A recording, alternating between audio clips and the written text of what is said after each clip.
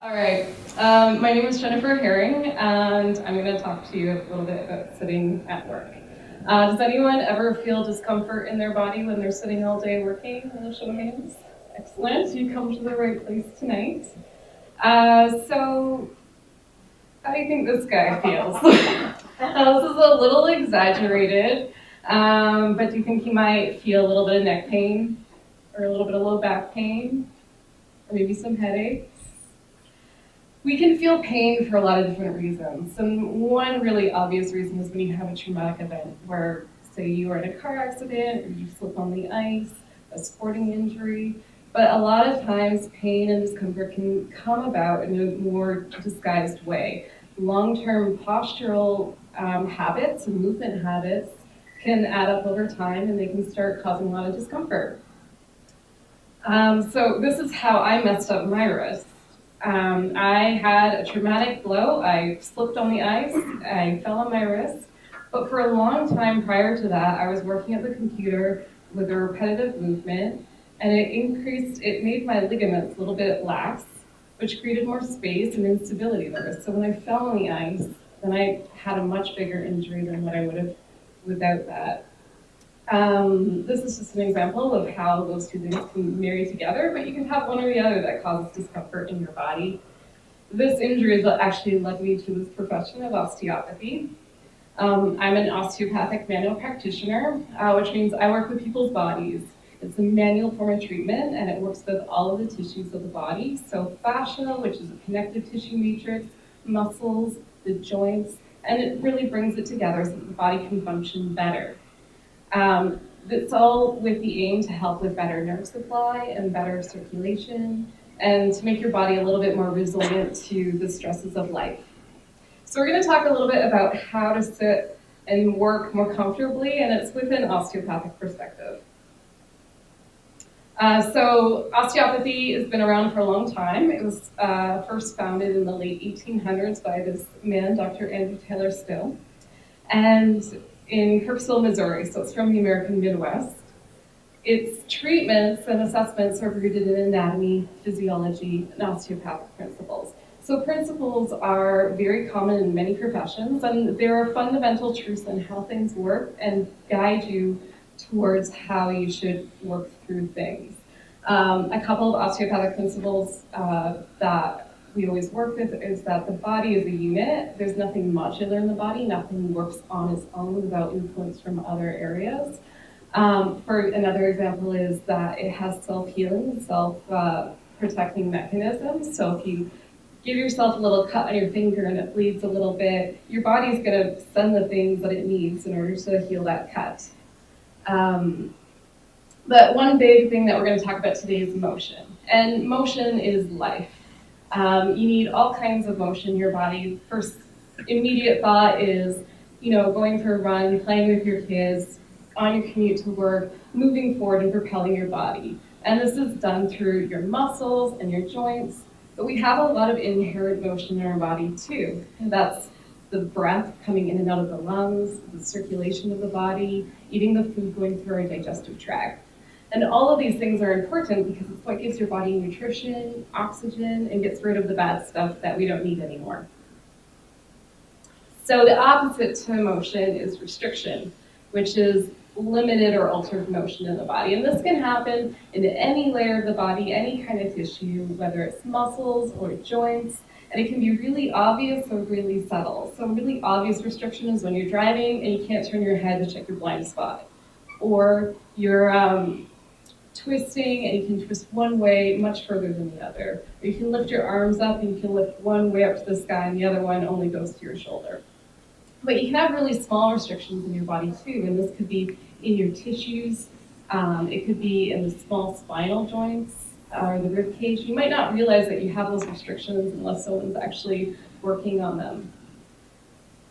So what can restrictions do to your body? They can result in pain, discomfort, fatigue, nerve discomfort, nerve pain, neuralgia, and a lot of other things. So how can we get from this feeling to something more like this? And more body freedom, mobility, stability, endurance, resiliency, and relaxation. And then we're going to talk about 4 happy body tips to help you with that. So the first tip is to stack. This is really just paying more attention to how you're using your body in space. Stacking is for balance and stability. Poor posture puts more stress on the tissues and joints that aren't really designed to hold the weight of your body. And this causes pain and discomfort and can actually change the shape and function of your tissues. It also makes your body use much more energy. So if you look at our little posture men here, the middle one in the sort of the aqua color, he's stacked really nicely. His hips are over his ankles, the shoulders are over the hips, and the ears are over the shoulders. You can feel the top of the head almost reaching up to the sky. But the 2 on the side, struggling a little bit. They're having the pelvis sway forward, there's a big anterior curve in the lumbar spine. And this, when the body isn't lined up as well, it takes more energy in the muscles in order to sustain your body in the upright position.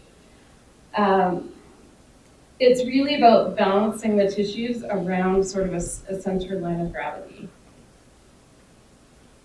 So how can we position ourselves a little better? We can start with stacking the body. So whether you're sitting or standing, bringing the ears over the shoulders over the hips. If you're standing, the hips over the ankles. But you want to start on a level surface to begin with. So if you're sitting, take your wallet out of your back pocket.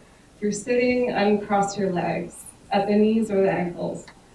You also want to position your workstation right in front of you, so you're not twisting all day in a twisted position.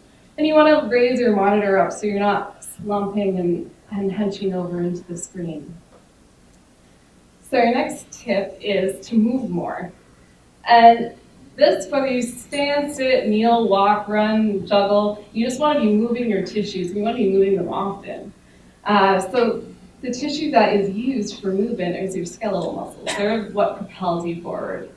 They're also highly adaptive. So whether you are, however you're using your body or not using your body, the skeletal muscle will change to become more adaptive to that. And we're going to talk about that a little bit. But it's really the idea of you've got to use it or lose it.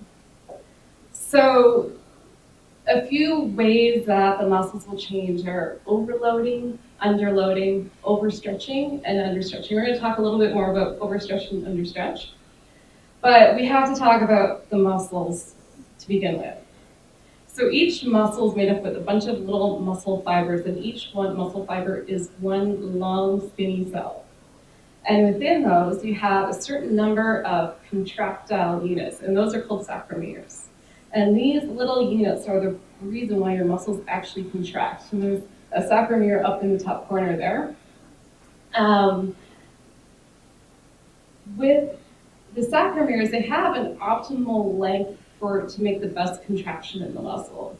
So if you have a muscle that's chronically long all the time, your body will actually add more sarcomeres and make the tissue longer.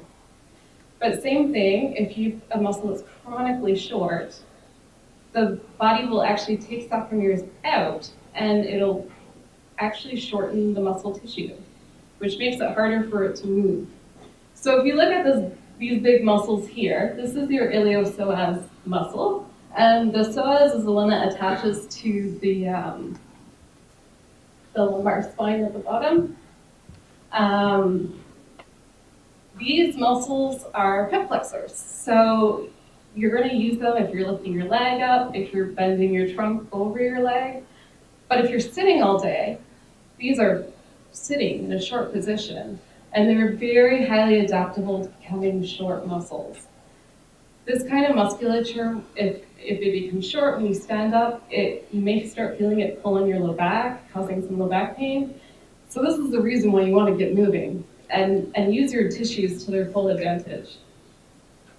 Another important thing is that the skeletal muscles actually help you move your fluids through your body. You have a couple low pressure fluid systems in your body, in your circulation, your venous blood, and your lymphatic system, and they need the contraction of your skeletal muscles to help pump the fluid out. So if you have So if you're sitting all day, you need to get up and start moving around to help pump that fluid. If you think about the fluid, particularly in your legs, that's where you're really going to find benefit.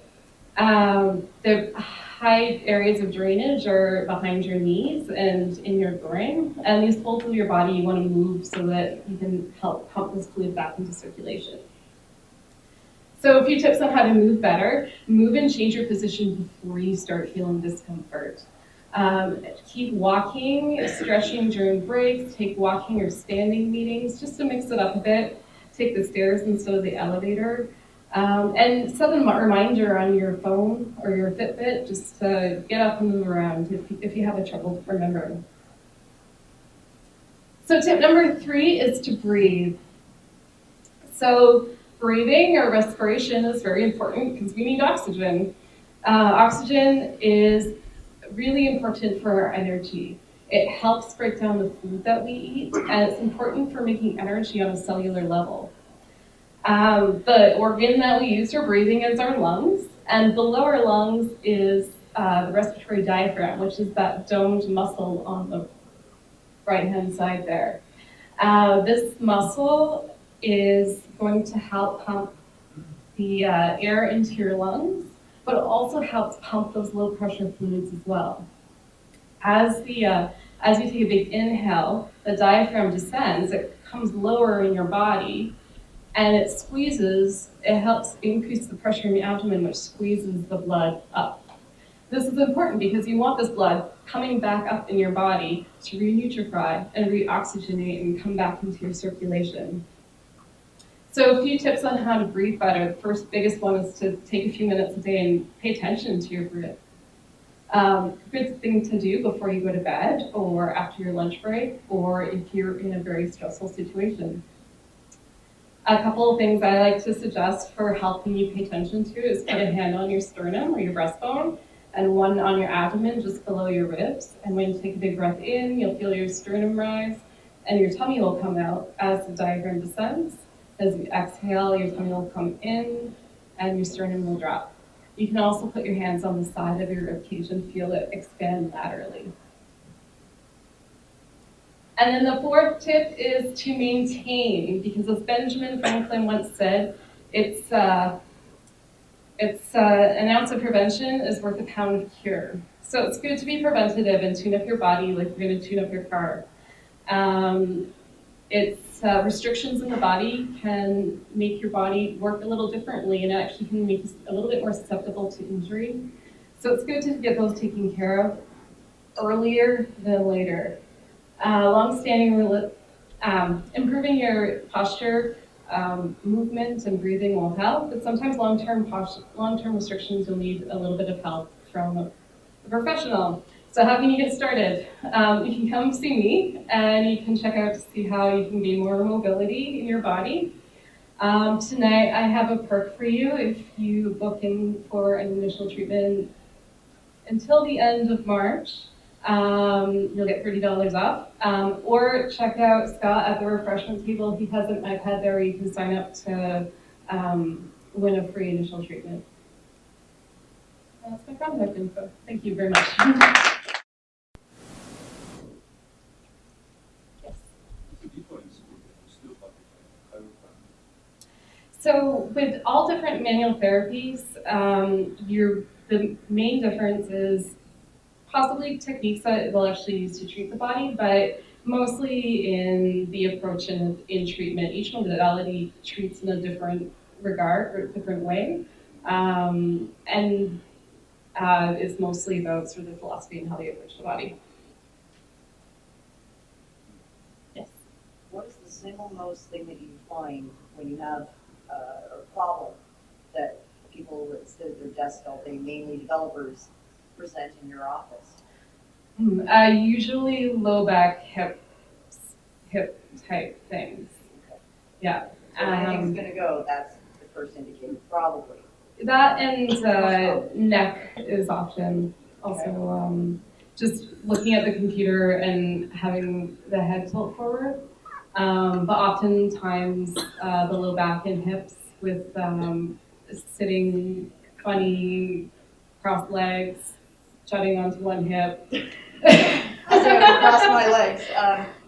And does, like the type of chair that we sit in, does that help at all? Or does it really contribute a lot? Yeah, there are going to be definitely chair setups that will be better for your body versus someone else's body, but definitely like changing positions, getting out, moving around, just so your tissues are moving would be. But I mean the type of chair though, like sitting on one of these types of chairs all day is probably not the best idea, but sitting on something with, I guess, more support, it does contribute to better health. I guess. Something that's built for your size, Okay. but most importantly, getting out, moving around, Okay. not staying in the same position all the time. Yeah. Thank you. Thank you. Thank you.